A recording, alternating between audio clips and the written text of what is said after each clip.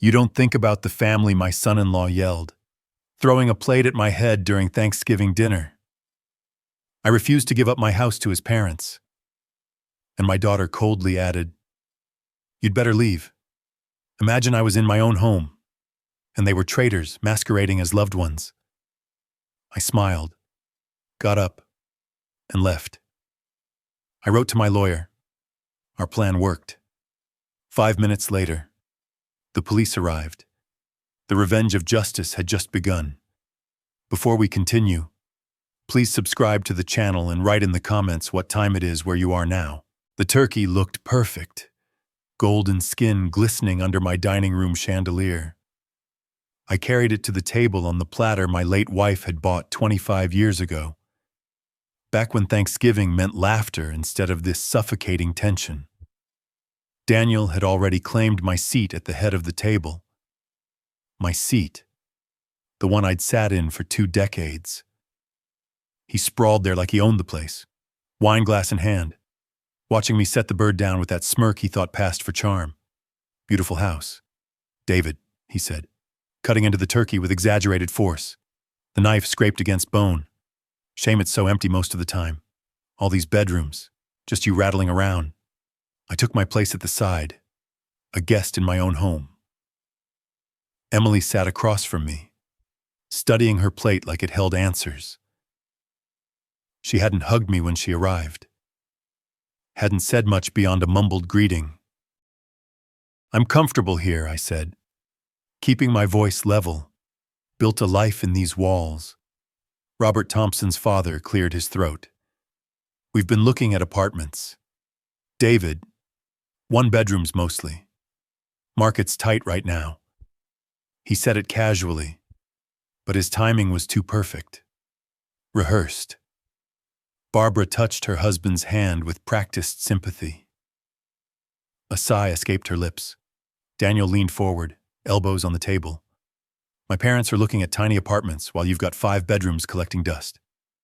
Doesn't seem right." There it was. The real reason for this gathering. I'd suspected something like this for months.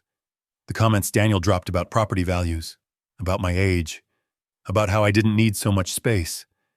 But suspecting and experiencing are different animals. "Your parents' housing situation isn't something I'm prepared to discuss tonight," I said. Daniel's jaw tightened. He refilled his wine glass, the bottle clinking against the rim. "Not prepared. We're family. Or doesn't that mean anything to you anymore?" He paused, looking at Emily. She finally raised her eyes from her plate. "Daniel has a point. Dad," she said quietly, "we should at least talk about it." The words landed like stones in my chest, not the content. I'd expected pressure, but the tone cold, distant. This was my daughter, the girl I'd raised alone after her mother died, the one I'd put through law school, and she was siding with him. I excused myself to the kitchen, needing a moment away from Daniel's increasingly aggressive stare.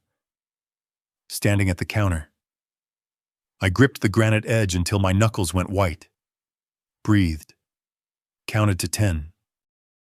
I'd spent 25 years as a prosecutor reading rooms, reading people, building cases.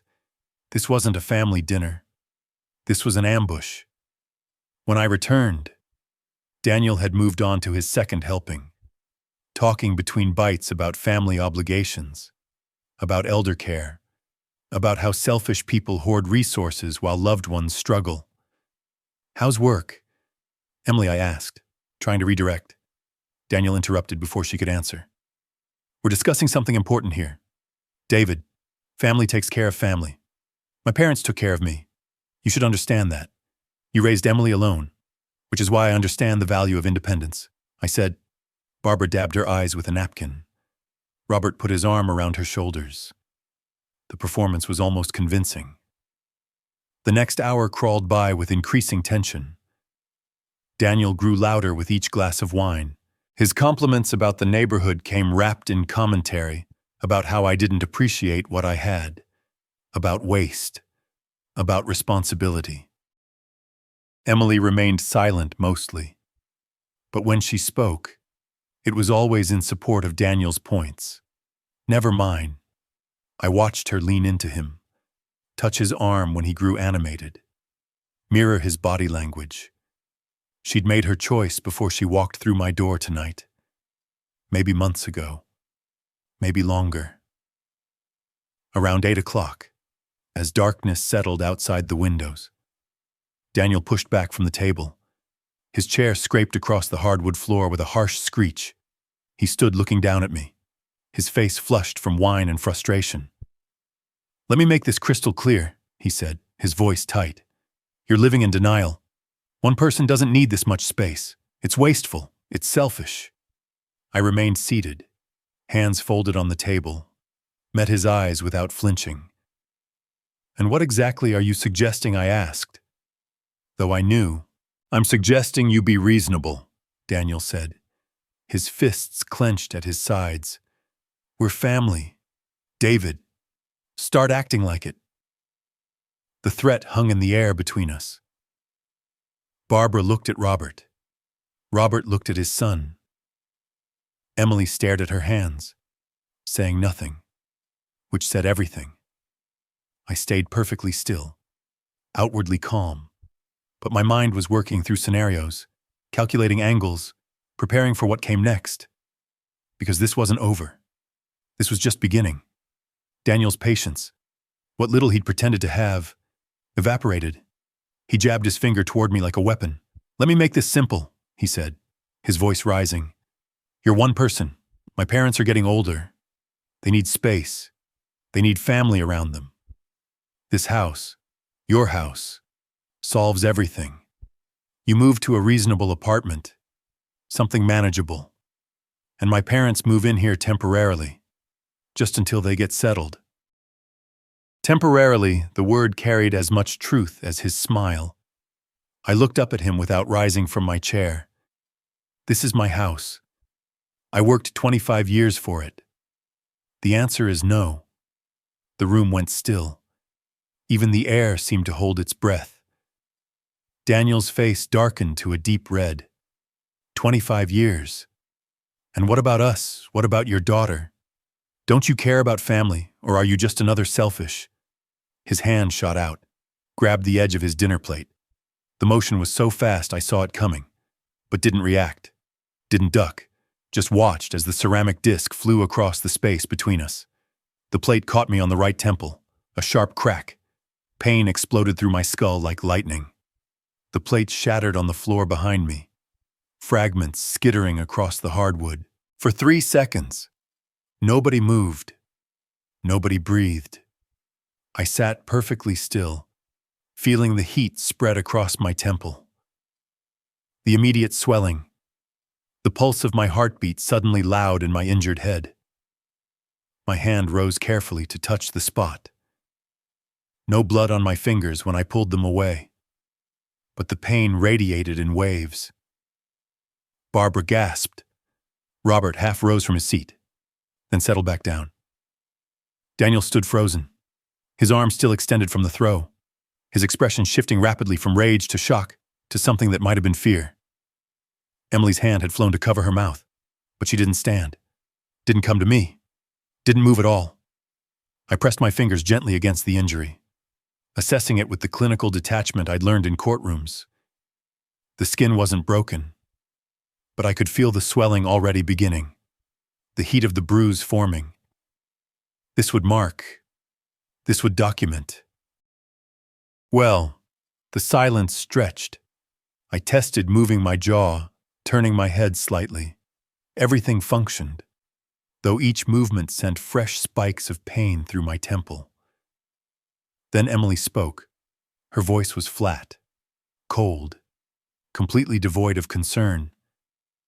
"Dad, you should leave. We need to discuss this without you. Just go, not... Are you okay, not... What did you do?" Just an order to leave my own house while my temple throbbed, and her husband stood there having just assaulted me. I looked at her, really looked, searched for any trace of the daughter I'd raised, the girl who used to climb into my lap after nightmares, who'd held my hand at her mother's funeral, found nothing but a stranger wearing her face. "I'll be leaving now," I said to no one in particular. I stood slowly, maintaining my balance despite the dizziness that washed over me. My phone lay on the table where I had placed it before dinner. I picked it up, slid it into my pocket, walked to the door without looking back at any of them. Nobody stopped me. Nobody apologized. The only sound was my footsteps on the floor I'd refinished 4 years ago. Through the entryway I'd painted last spring, past the photos on the wall of better times. The November air hit my face when I stepped outside, still warm for California, even at night. I walked to my car in the driveway, stood beside it for a moment, letting the evening settle around me. My temple pulsed with each heartbeat. I pulled out my phone, composed a text message with steady hands. Our plan worked. I have injury and witnesses. I sent it to Victor Hayes, my attorney, my friend, the man who'd helped me prepare for exactly this scenario over the past 3 months. His response came within seconds. Police already en route. Go to hospital. I'll meet you.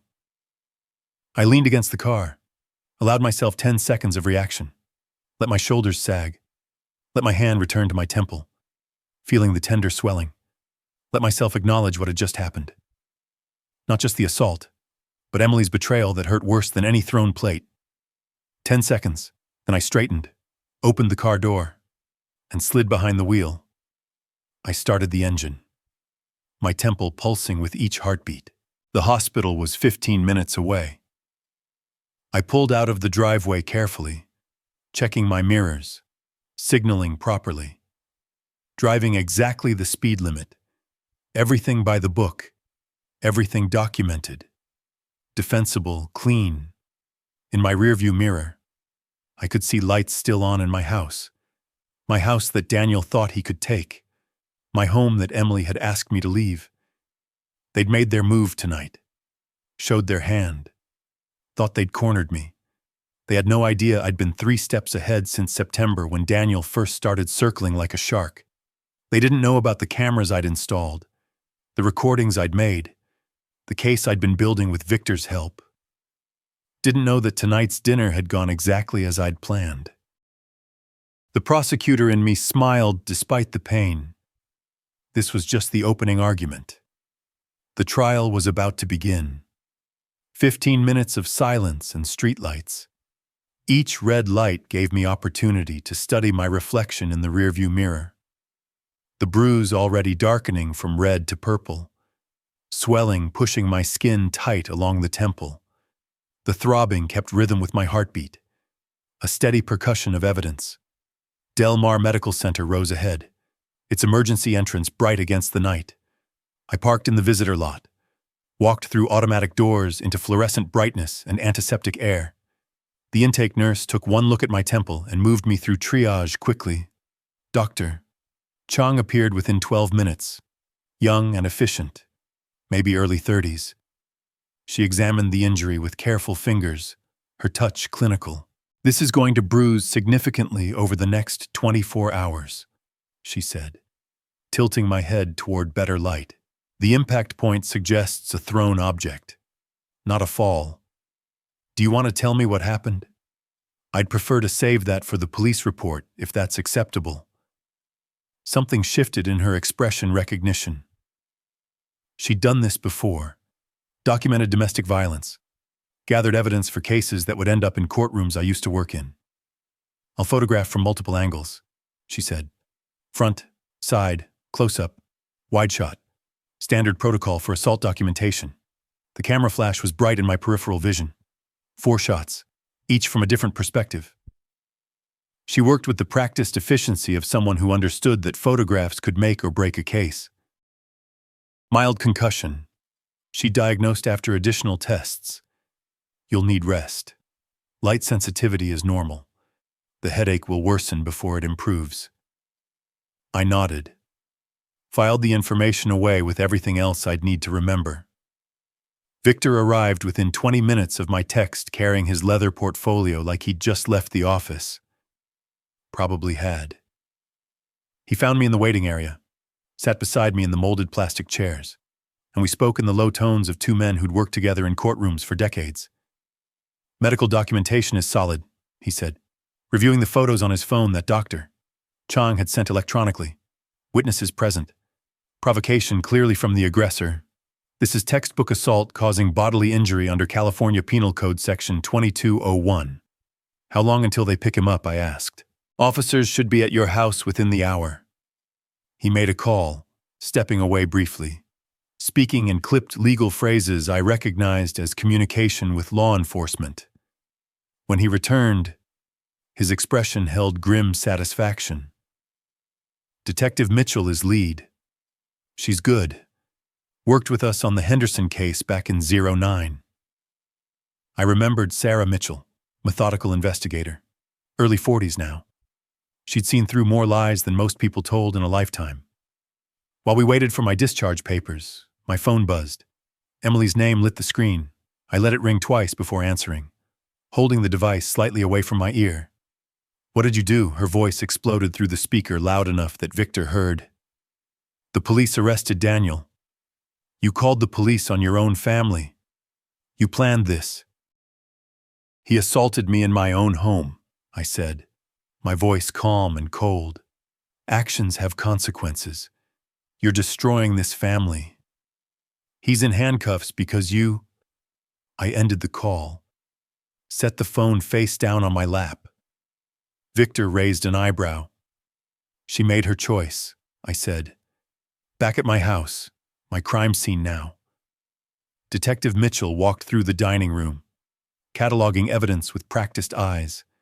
The overturned chair where Daniel had stood. The impact point on the wall where the plate had hit after grazing my temple, leaving a chip in the elegant wallpaper. Food splattered across surfaces.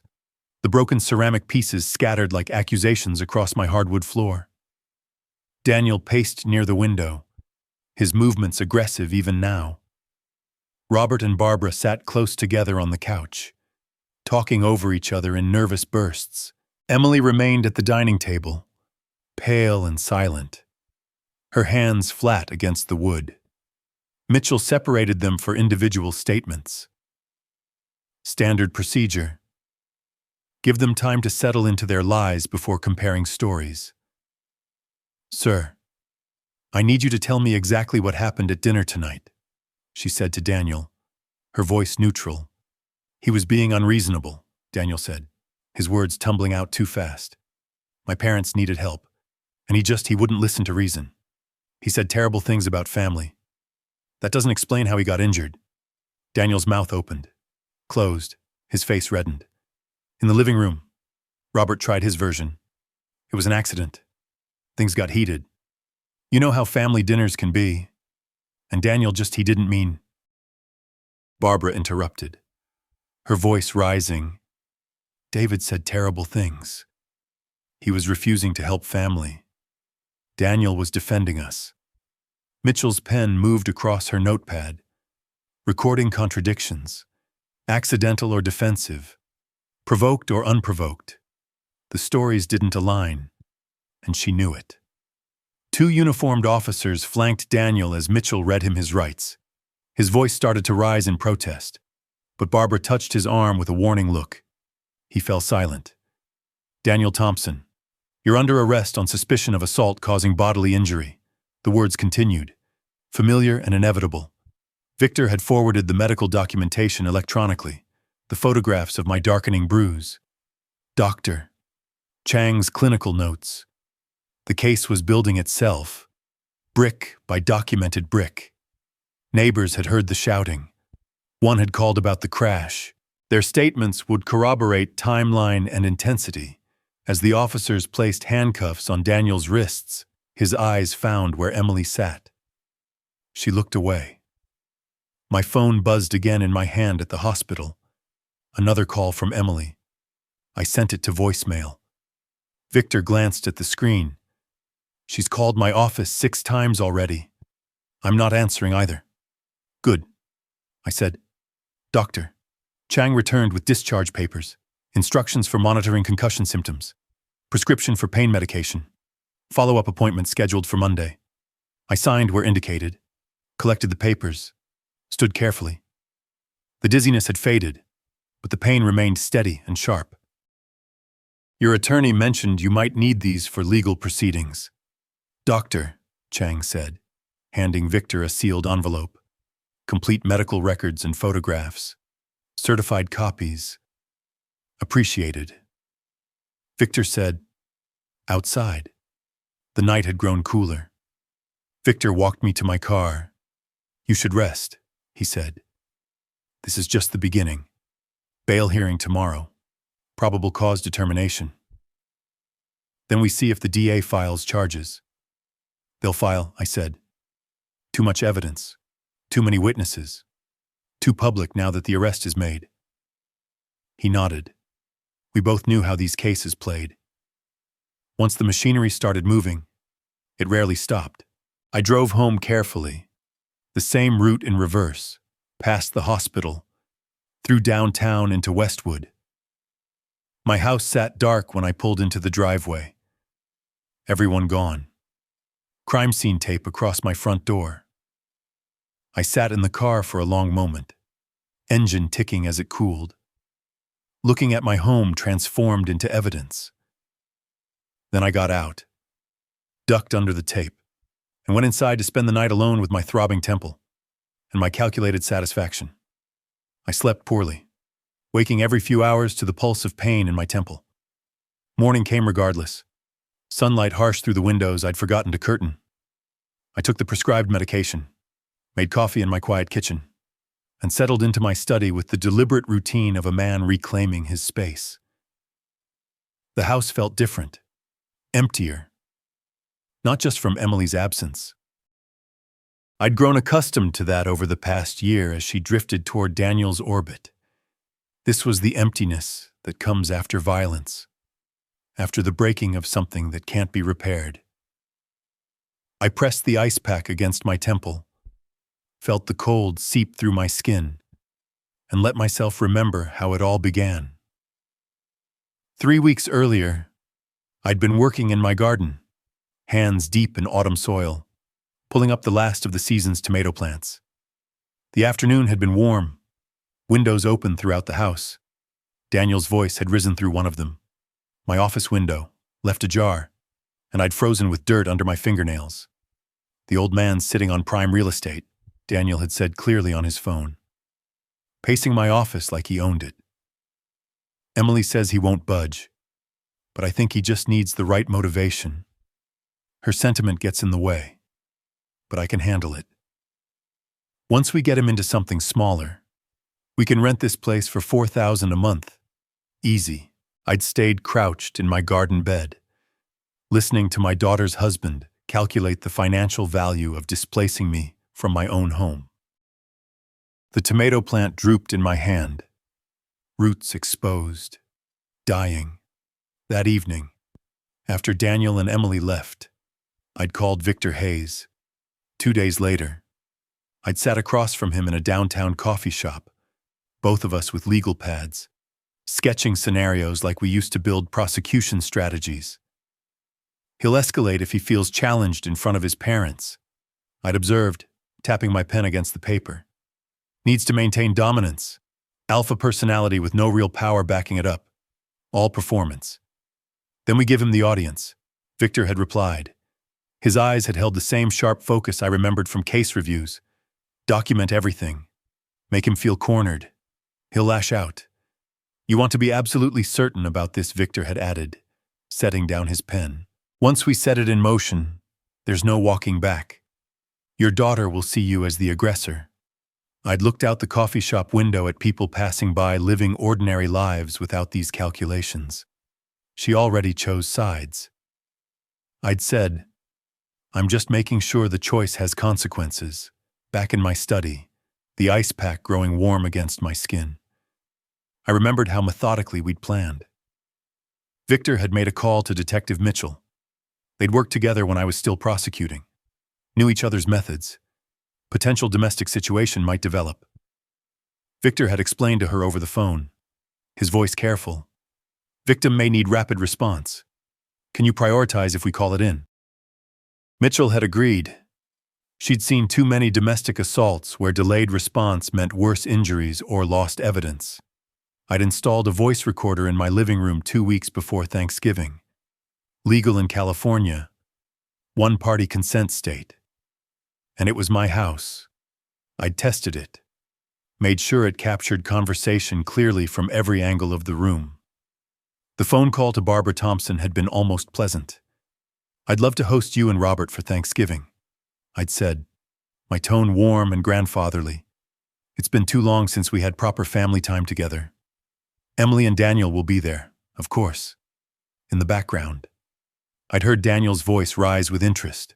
Barbara had accepted immediately, practically gushing about family gatherings. I'd hung up and stared at my phone, knowing I'd just baited the trap. 2 days before Thanksgiving, Victor and I had met one final time in his office.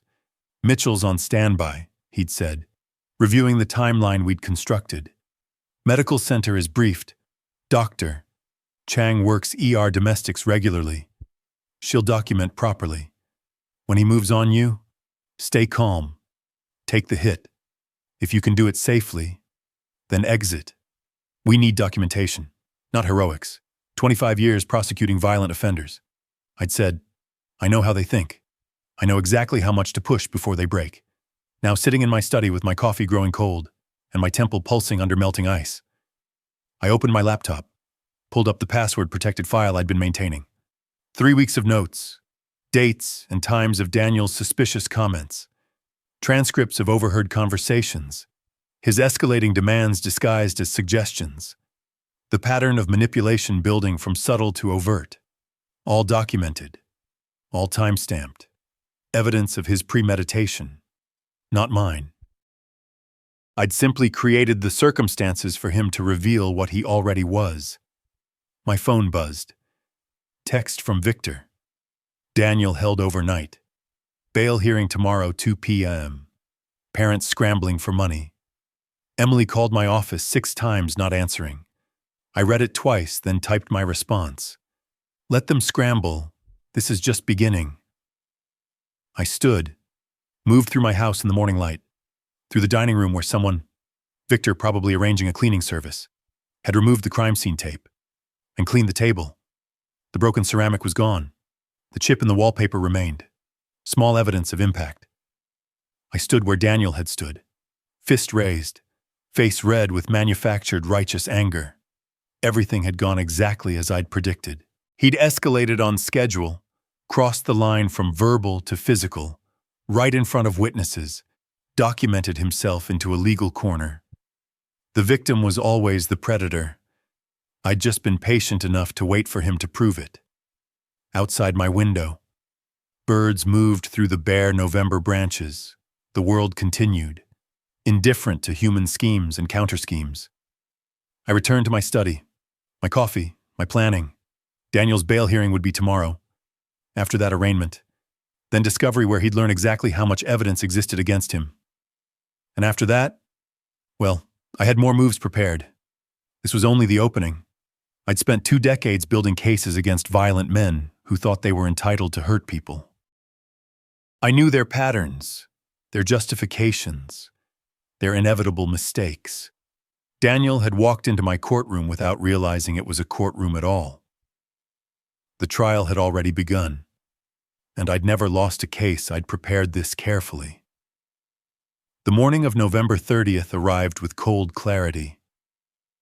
I sat in my study, laptop open to the Los Angeles County Court's online docket system, watching the case number appear, State of California versus Daniel Thompson. The bail hearing was scheduled for mid-afternoon. Victor called at 9.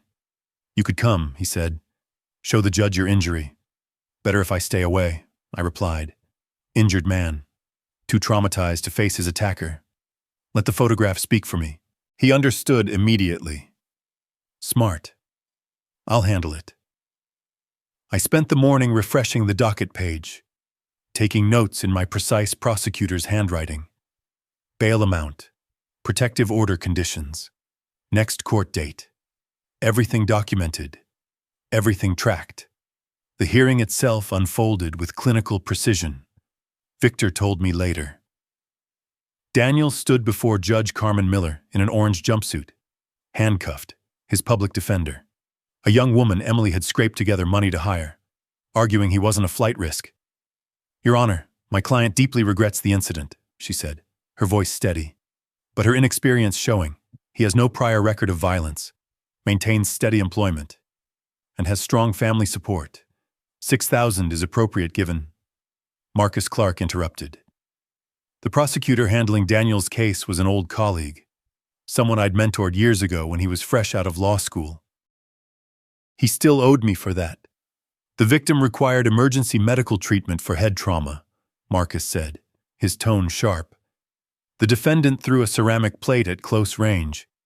This wasn't an accident. He projected the medical photographs on the courtroom screen. My temple bruised dark purple under harsh lighting, the swelling exaggerated by the camera angle. Dr. Chang's documentation was impeccable. Judge Miller studied the images, then fixed Daniel with the look I remembered from cases I'd argued before her bench. "Mr. Thompson," she said, her voice carrying the weight of someone who'd seen countless domestic violence cases. "You will have no contact, direct or indirect, with David Ellsworth. That means no phone calls, no texts, no messages through third parties. 200 meters minimum distance at all times. Are we clear?" "Yes, Your Honor," Daniel managed, his voice tight. "Bail is set at 15,000. Next hearing, January 15th. The gavel fell. Victor called immediately after. 15,000. Could have been worse for them. The protective order is what matters. He can't get near you. And any attempt is automatic contempt. "How did he look in court?" I asked. "Angry. Not scared enough yet. But we'll fix that." Over the next 2 days, Daniel's family scrambled. Barbara and Robert mortgaged their modest home, signing papers at a dingy bail bond office where a bored bondsman took their information without meeting their eyes. Barbara cried quietly while Robert stared at the wall, both aging visibly under the stress. They pawned their car, a 12-year-old sedan worth maybe 12,000, to cover the bond fee. Daniel walked free on December 2nd, emerging from Los Angeles County Jail into cold winter sunshine. He'd lost weight. 3 days of jail food and stress had hollowed his face, made his eyes harder. Emily waited in a borrowed car, their own vehicle sitting in a pawnshop lot. Neither spoke during the drive to their apartment. I learned all this through Victor's network, courthouse clerks, bondsmen who remembered favors owed, connections built over decades of legal work. That same afternoon, Victor filed the civil lawsuit. I'd reviewed every line of it the day before, making one small edit, increasing the medical expenses by $600 to account for ongoing headaches I documented at a follow-up appointment I'd strategically scheduled. Every detail mattered, every number defensible. 3,000 medical expenses, 25,000 pain and suffering, 60,000 punitive damages for malicious intent. Total 80,000. The number was deliberately chosen, ruinous, but not absurd, high enough to terrify them, low enough that a jury might actually award it. The process server delivered the complaint to their apartment that evening. Emily signed for it with shaking hands, opened the envelope while Daniel watched over her shoulder. The folder slipped from her fingers. Daniel read it off the floor, his face draining of color as reality crashed down. 80,000, his voice rose with each word. Where does he think we're supposed to get 80,000? Emily's voice came out near tears. He knows we don't have it. That's the point. He's trying to destroy us. My phone rang minutes later. Emily's number. I let it go to voicemail. She called 6 more times that evening, then started calling Victor's office. We didn't answer. In my study, I reviewed the documents one more time. The criminal case proceeding on its own track, arraignment, discovery, trial, the civil case opening a second front, applying financial pressure that would force decisions, create desperation. Desperation led to mistakes, and I was waiting for their mistakes. Victor called late that night. They're panicking good, but David, they're going to fight back. People this desperate, they'll try anything. Let them try. I said. I hung up and returned to my planning. The next phase required patience. I needed them to make their move before I made mine. The trap was set. Now I just had to wait for them to walk into it. The next morning, Emily was on the phone before I'd finished my coffee. Victor's contacts at the courthouse reported frantic activity, attorney consultations, desperate calls to legal aid services, borrowing money from everyone they knew. By noon, they'd scheduled meetings with 3 lawyers. By evening, they'd chosen Marcus Wright. I knew the name. Everyone in Los Angeles legal circles knew Marcus Wright, a civil litigator in his early 50s with sharp suits and sharper tactics. The kind of attorney who'd argue black was white if you paid him enough and make the jury almost believe it. He took their case after hearing their version. Victor learned the details through his network, how Daniel described me as cold and vindictive, how Emily tearfully recounted a childhood of emotional manipulation. The stories sounded rehearsed because Wright helped craft them during the consultation. Here's what we do, Wright had told them, leaning back in his leather chair. They want to play victim. We show the jury who the real victim is. A young woman trapped under her father's thumb and a husband who finally stood up to a bully. But we need proof. Emily started. Your testimony is proof, Wright cut in. You lived it. They borrowed $9,000 for his retainer. A high-interest loan Emily's damaged credit barely qualified for. Desperation made people say yes to terms they'd never normally accept. Wright spent 3 days preparing the countersuit. He interviewed Daniel's parents separately, asking leading questions with the practice skill of someone who knew exactly how to walk the ethical line without crossing it. Are you certain David didn't say something provocative first? He'd ask Barbara. Could the plate have been thrown defensively? He'd suggest to Robert. Is it possible David injured himself to frame Daniel, the question planted like a seed, not telling them what to say? He was too experienced for that, but guiding them toward the version he needed, coaching their memories until uncertainty became certainty. But at the police station, we said we saw Daniel throw the plate. Barbara protested weakly. Won't changing our story now look bad? Wright smiled reassuringly. You were in shock that night. Now, with time to reflect, you remember more clearly. Memory works that way. It's perfectly legitimate. Emily signed her sworn statement at Wright's office on December 5th. The pen trembled slightly as she committed her father's alleged abuses to paper. Years of control, manipulation, emotional cruelty. Stories that were part truth twisted into weapons, part complete fabrication. Wright's paralegal notarized the document while Wright watched approvingly, already planning how to use the daughter's testimony for maximum emotional impact. The countersuit hit the courthouse on December 6th. $60,000 in damages for Emily's lifetime of trauma, emotional abuse allegations, entrapment, deliberate provocation. Legal circles buzzed. A courthouse clerk called Victor with a warning. Wright has a reputation for scorched earth litigation. He'll drag everything into discovery. Victor drove to my house that evening with printouts of Wright's filing and the revised witness statements. We sat in my study while he spread the documents across my desk. Genuine worry visible on his face for the first time since this began. I read through the countersuit slowly, my prosecutor's eye catching every manipulated phrase and strategic lie. I made notes in the margins. Probably false. No corroboration. Contradicts police report. Victor paced unusually animated. Wright will subpoena every communication between you and Emily for the past decade. He'll depose friends, neighbors, anyone who might say you were controlling. He'll paint Thanksgiving as the culmination of years of abuse. I kept reading calm. David, your own daughter is accusing you of decades of psychological abuse, Victor continued. Even if we win the damage to your reputation. Let him argue it. I said. Victor stopped pacing. You're not concerned. These are serious allegations. I set down the papers and met his eyes. I have an ace up my sleeve. Something Wright doesn't know about. Something even Daniel doesn't know I have. What kind of ace 3 weeks ago, before I invited them for Thanksgiving? I took certain precautions.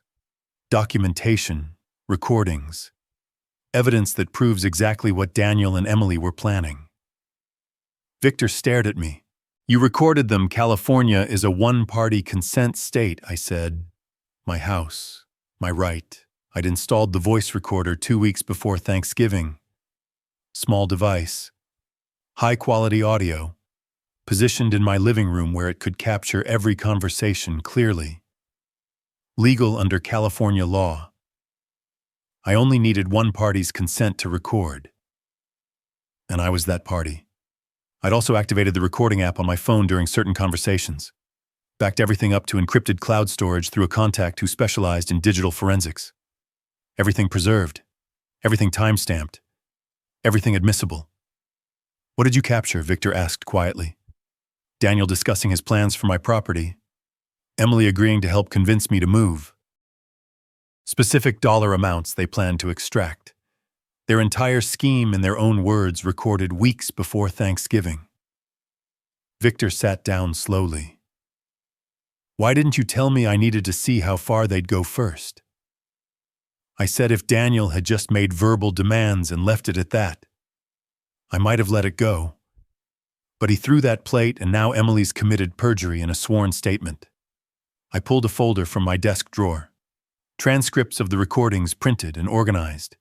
Dates, times, speakers identified. Wright thinks he's flipping the narrative. I continued. He thinks Emily's testimony will muddy the waters enough to create reasonable doubt. What he doesn't know is that I can prove with their own voices that they were scheming to take my house before Thanksgiving ever happened. Victor took the folder, scanned the first few pages. His expression shifted from worry to something approaching admiration. This changes everything, he said. That's the idea. When do we play this card? Not yet, I said. Let Wright commit. Let them spend more money on legal fees. Let Daniel's parents mortgage themselves further. Let Emily dig deeper into her lies under oath during depositions. Victor nodded slowly, understanding the strategy. And then we produce the recordings. Show the judge that everything they've claimed is provably false. Watch their entire case collapse. I leaned back in my chair, feeling the satisfaction of a plan coming together. Wright's good, I said, but he's walking into a trap and he doesn't even know it. The morning after Victor and I reviewed the recordings, I drove downtown to meet Thomas Brennan for coffee. The cafe was quiet, tucked away from the business district, the kind of place where conversations stayed private. Brennan had aged well, mid-60s now, still sharp-eyed, still careful. I'd cleared his name 12 years ago when someone stole his identity and racked up fraudulent charges. He remembered. David, he said, shaking my hand. Been a long time. Too long. I need a favor. We talked for 40 minutes about hypothetical family situations and financial stress indicators. Brennan read between the lines like I knew he would. He slid a folder across the table. Public records only. Credit scores. Liens. Foreclosure notices. All accessible if you know where to look. I didn't open it until I was back in my car. Engine running. Reading by overhead light. The numbers told a story more damning than any testimony. Daniel carried $50,000 in combined credit card and auto loan debt. His credit score had plummeted 100 points in 6 months. Multiple missed payments, collection agencies circling. But the revelation that made everything crystallize: a business loan pre-approval from California Capital Bank, contingent on property collateral worth at least $600,000. My house was valued at $650,000. I flipped to the next page. Robert and Barbara Thompson. $35,000 in medical debt from Robert's heart surgery 2 years prior. Mounting interest. minimum payments they could barely afford. The last page was a photocopy of Daniel's business plan. Incomplete, but enough to see. Plans for a used car dealership, projected monthly expenses, and a line item that made my jaw tighten. Rental income from collateral property, $4,000 a month. My property rented out to service their debts while I lived in some efficiency apartment displaced from the home I'd built. It was never about family, never about helping elderly parents. Pure calculation, pure greed. I called Victor immediately. 2 days later, on December 10th, Victor filed a discovery motion. Financial records, he argued, were directly relevant. If Daniel was financially motivated to seize my property, it undermined Wright's entire narrative of a loving son-in-law defending family. Wright fought back with a flurry of objections. Irrelevant. Overly broad invasion of privacy. Judge Miller heard the arguments via phone conference. I listened on Victor's speakerphone, hearing Wright's increasingly desperate tone as Miller cut through his objections. "Counselor," she said, her voice carrying the weight of someone who'd presided over too many cases, where money hid beneath family rhetoric. If your client was financially motivated to pressure Mr. Ellsworth for property, that's directly relevant to the assault and the counterclaims. Motion granted. 48 hours to comply. Wright's silence spoke volumes. Daniel spent a frantic day gathering documents. I imagined him and Emily at their kitchen table, organizing bank statements, both knowing what the numbers would reveal. Wright reviewed the materials before submission. He must have realized then that his client's story was collapsing. The courier delivered a sealed envelope to Victor's office on December 12th.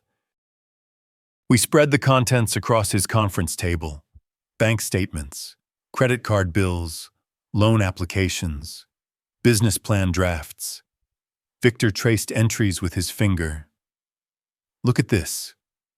3 weeks before Thanksgiving, Daniel applied for the business loan. The application lists family property in Westwood as proposed collateral. Premeditation. I said he was planning this before he had the house. It destroys his impulsive anger defense. Victor flipped to another page.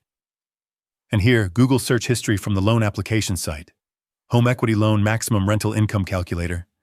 California property transfer family member. I found the text message thread between Daniel and someone named Marcus, his business partner. Apparently, my father-in-law's house is the key to funding. Daniel had written on November 8th. Just need to convince him it's the right move. Emily's working on him. November 8th, 2 weeks before Thanksgiving. Victor set down the papers. This isn't a family dispute.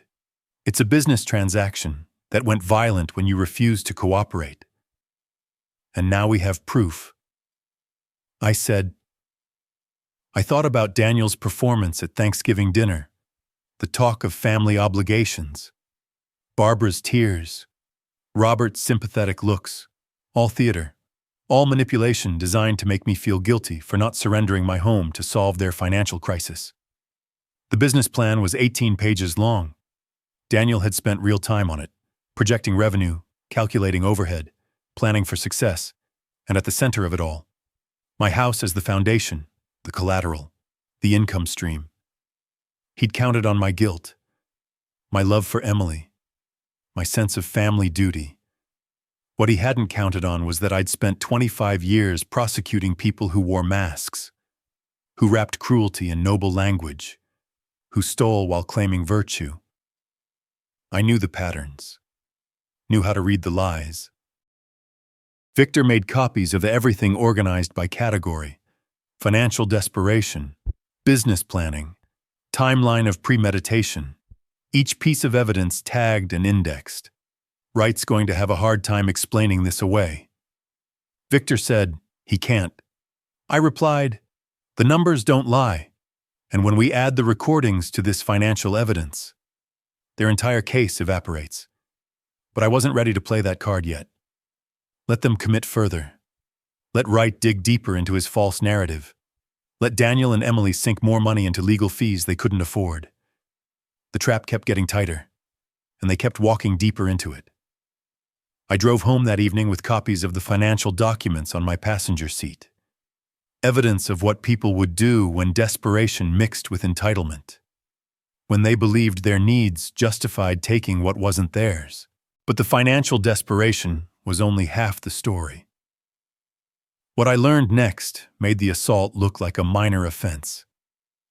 A week earlier, on December 5th, the same day Wright filed his countersuit, I'd made a call to Rachel Turner, private investigator, former FBI fraud specialist, the kind of person who knew how to dig beneath surfaces and find what people worked hard to hide.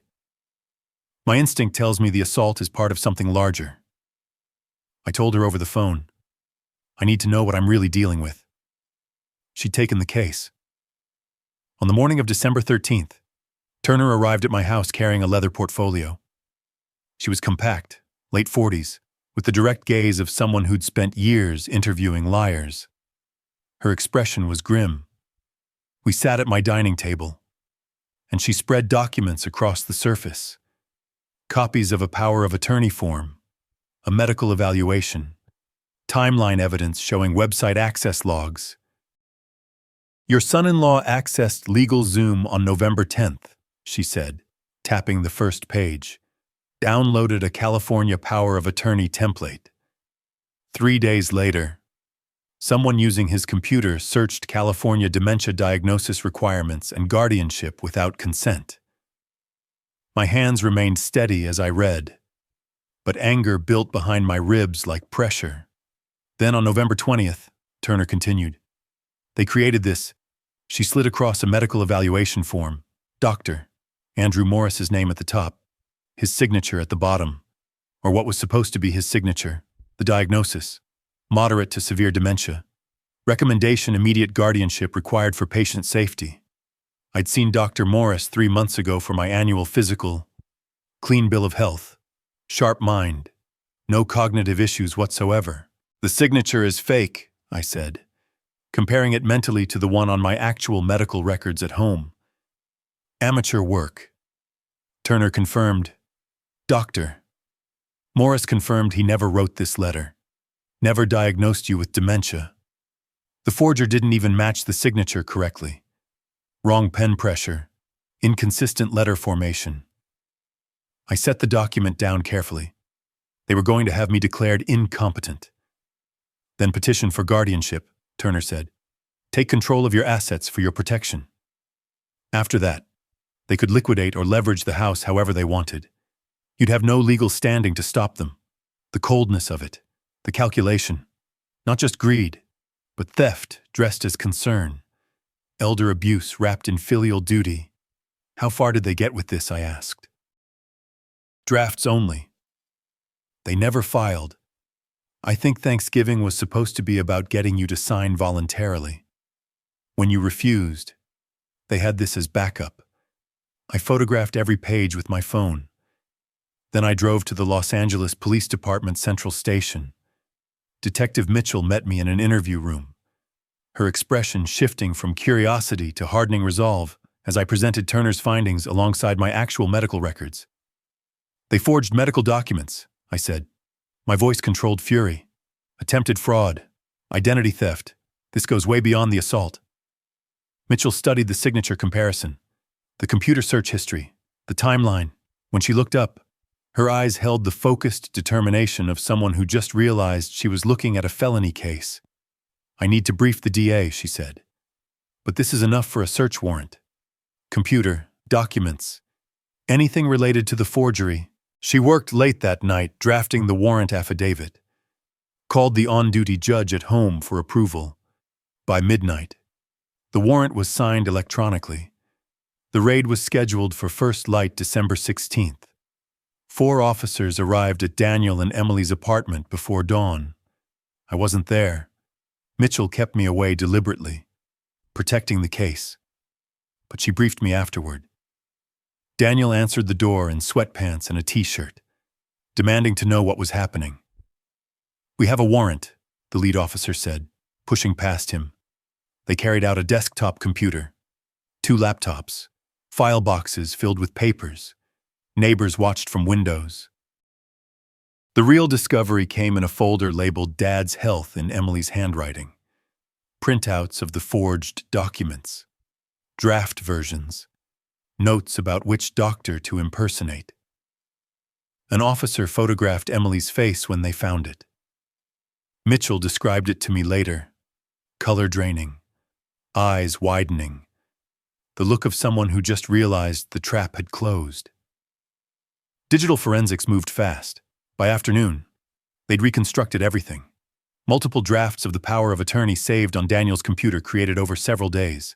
Browser searches, how to forge medical documents, guardianship in California, signature practice, downloads of Dr.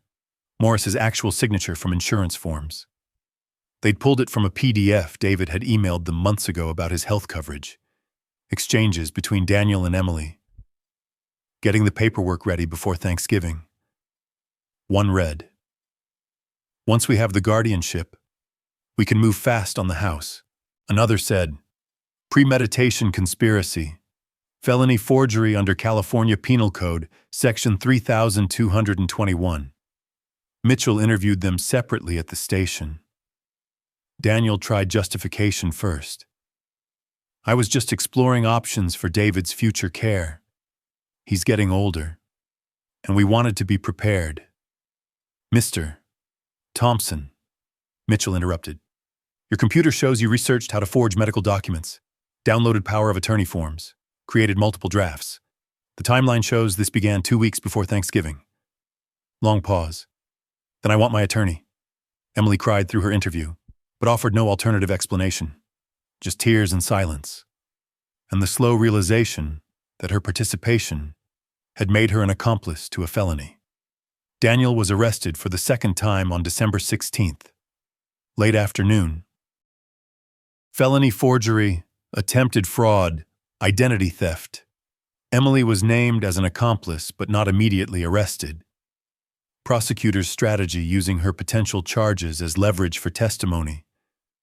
Bail was set at $60,000. They couldn't pay it. Their car was already pawned. Daniel's parents had mortgaged their house for the first bail. Credit maxed out, no assets left to leverage.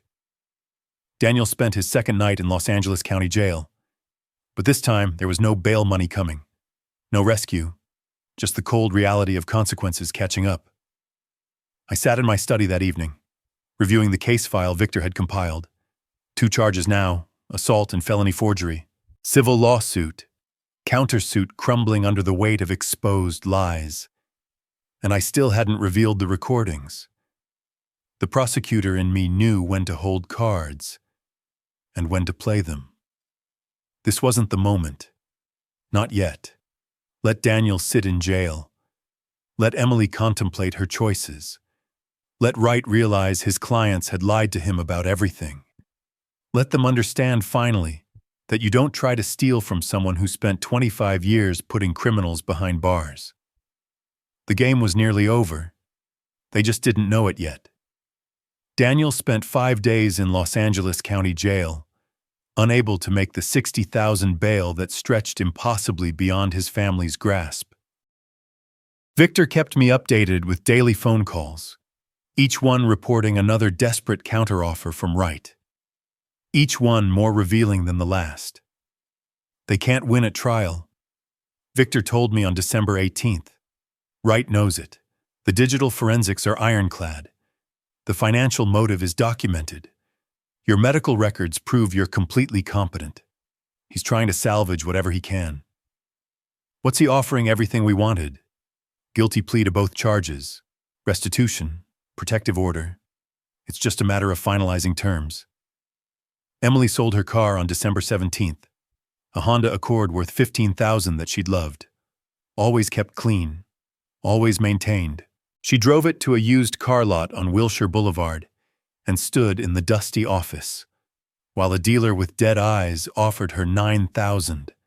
"The car is worth at least $15," she said, her voice tight.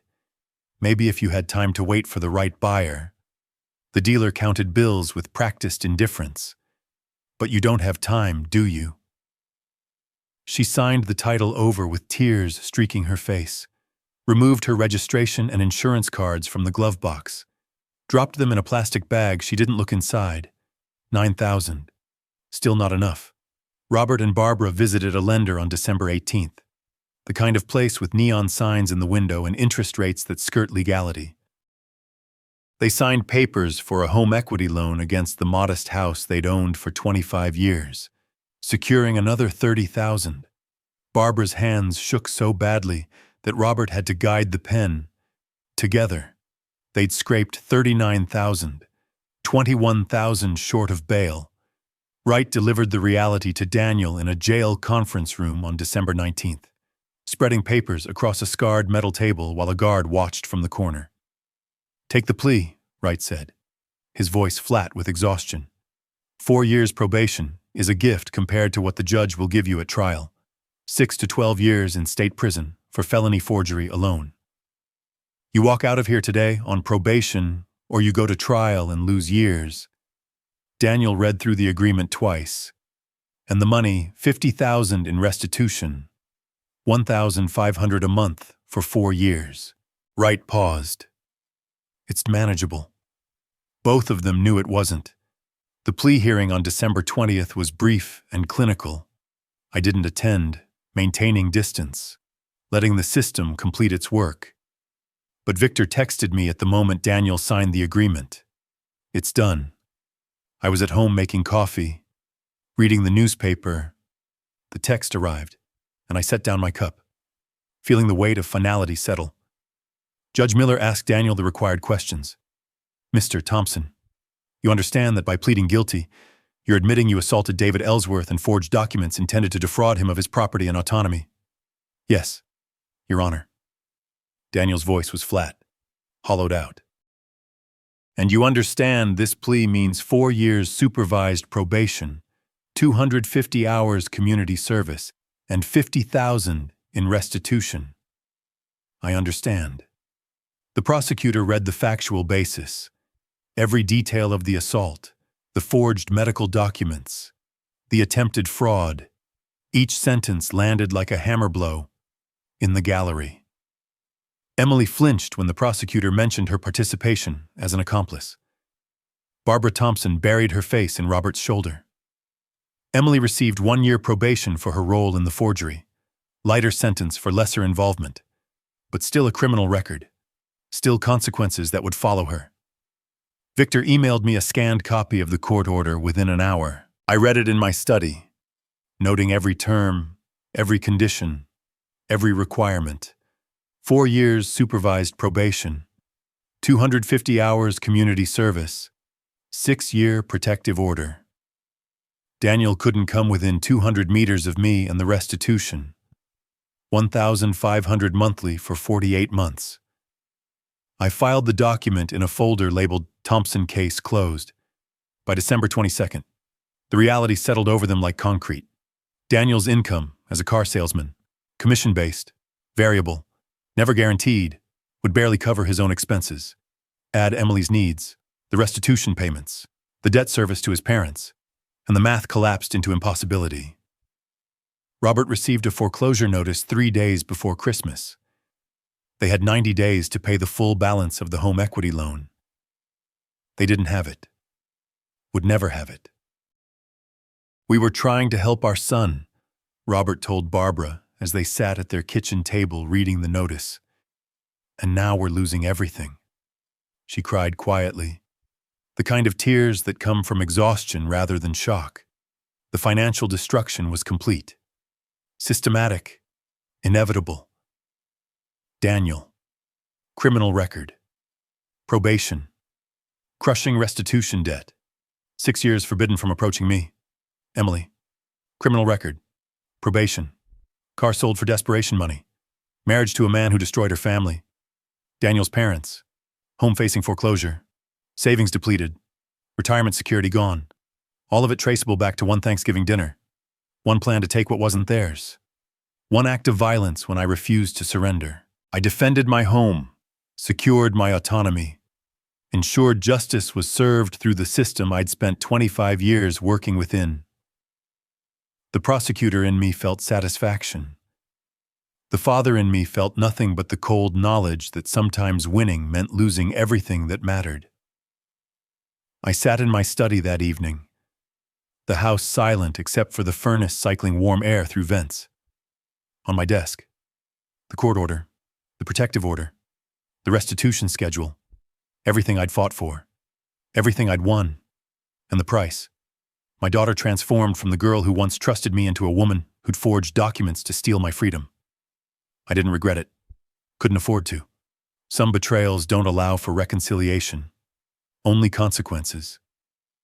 The case was closed. The victory was mine, and it tasted exactly like I'd known it would. Necessary. Just and bitter as ash. Christmas Eve morning arrived cold. One of those rare Los Angeles winter days when California pretends to be somewhere north. Temperature hovering just above freezing. The air sharp enough to sting. I made coffee in my kitchen. The same routine I'd followed for 25 years. Grinder whirring. Water boiling. Morning light slanting through windows I'd chosen in a house I'd earned. The silence felt larger than usual. Not oppressive. Liberating. My space, my terms. No Daniel calculating rental income potential. No Emily avoiding my eyes while plotting with her husband. Just me and the life I'd built. Defended and kept. Victor called late morning, his voice warm with professional satisfaction. Merry Christmas, David. Or as merry as it can be under the circumstances. You did what you had to do. We did what we had to do, I said. Your work was flawless. The restitution payments start January 1st. First check should arrive by the 15th. If he misses any payments, we can pursue additional remedies. I don't care about the money. I meant it. I want him to remember every month for 4 years that actions have consequences. We talked for 15 minutes about case strategy, about the textbook precision of the evidence chain, about how the system had worked exactly as designed when given proper preparation. Then Victor asked the question I'd been expecting. Will you reach out to Emily? Eventually, I looked out my study window at bare branches against gray sky. Maybe when she understands what she did. Not just that she lost, but why it was wrong. That might take years. Fair enough, Victor said. Enjoy your day. David, you've earned the peace. After he hung up, I organized the legal documents into a file box labeled Thompson Case Closed. Placed it on a high shelf in my study where it would remain as reference, but not constant reminder. The physical act of filing away the papers provided closure. Done. Finished. Resolved. I made lunch, turkey sandwich, leftover soup, and ate alone at the kitchen table. Deliberate solitude, not loneliness. I was reclaiming the peace that had been invaded, the quiet that was mine by right. My phone buzzed after lunch. Text from Emily. Dad, I'm sorry. I was foolish. I read it 3 times. Foolish. Not I was cruel. Not I was wrong. Not I betrayed you. Just foolish. Like a miscalculation. Like betting on the wrong horse. I set the phone face down on the table. Poured coffee. Drank it slowly. Read the text again. My thumb hovered over the keyboard. Then I set the phone down without responding. The decision wasn't impulsive. I'd spent weeks thinking about this moment, knowing it would come. Emily reaching out, prompted by consequences rather than understanding, fear rather than remorse. Maybe someday I'd forgive her. Maybe years from now when she'd truly grasped what she'd done. Not just to me, but to herself, to Daniel's parents, to the person she used to be. Not today. Not yet. Maybe never. I opened my desk drawer and retrieved an old photograph. Emily at 8 years old. Gap-toothed smile. Pigtails held with bright ribbons. Clutching a trophy from her school spelling bee. That child had trusted me completely. Believed I'd always protect her. And I had protected her. Maybe for too long. Protected her from consequences until she thought she could take everything from me without facing any I held the photograph in both hands, allowing myself a moment of genuine grief, not for the woman who'd forged documents and conspired to have me declared incompetent for the girl who'd become that woman. Then I returned the photograph to the drawer and closed it with quiet finality. As afternoon faded to evening, I walked through my house, the same route Daniel had walked on Thanksgiving night, through the dining room where he'd thrown the plate, past the living room where he'd paced, calculating, into the kitchen where I'd gripped the counter, preparing myself for confrontation. Every room mine, every possession earned through 25 years of honest work, every corner secure. I'd prosecuted criminals for 2 decades, learned to read lies, to follow money, to build cases brick by documented brick. When my own family tried to steal from me, I'd used every skill I'd honed in those courtrooms. The system had worked. Justice had been served. Crimes had been punished proportionally. And I'd lost my daughter in the process. I didn't regret it. Couldn't afford to. Some betrayals carve too deep for reconciliation. Some lessons can only be taught through consequences that last. 25 years of prosecuting criminals had taught me that justice isn't always clean. Sometimes it's necessary destruction. Sometimes it's defending what's yours against people who believed family ties meant they could take without asking, hurt without facing punishment. My house stood secure, my autonomy intact, my life my own again. The documents on the side table told the story. Protective order valid for 6 years. Restitution payments guaranteed for 4. Criminal records permanent. Daniel and Emily would remember this for the rest of their lives. Every monthly payment, every probation check-in, every application that asked about criminal history. I'd made sure of that. Outside, winter darkness settled over Westwood. Lights came on in neighboring houses where families gathered for the holiday. I stayed in my chair alone in the home I defended, victorious in a war that had destroyed everything except the ground I'd held. The silence wrapped around me like armor. I'd won. The price was steep, but I'd paid it knowingly. And sitting there in the gathering dark, I felt what I'd expected to feel all along. Not triumph, not joy. Just the cold satisfaction of a man who'd done what was necessary and refused to apologize for it. Some victories don't come with celebration. They come with quiet and certainty and the knowledge that you protected what mattered most. I had my house. I had my freedom. I had my peace. Everything else was gone. And I'd made that choice with open eyes. No regrets. Not one. If you enjoyed this story, please like the video and subscribe to the channel for more tales of justice and family drama. Share your impressions in the comments below. What did you think of David's calculated revenge? Did it surprise you, or do you have questions about how he planned it all? Drop them here, and let's discuss further. Your thoughts mean a lot, and interacting with you keeps the channel alive.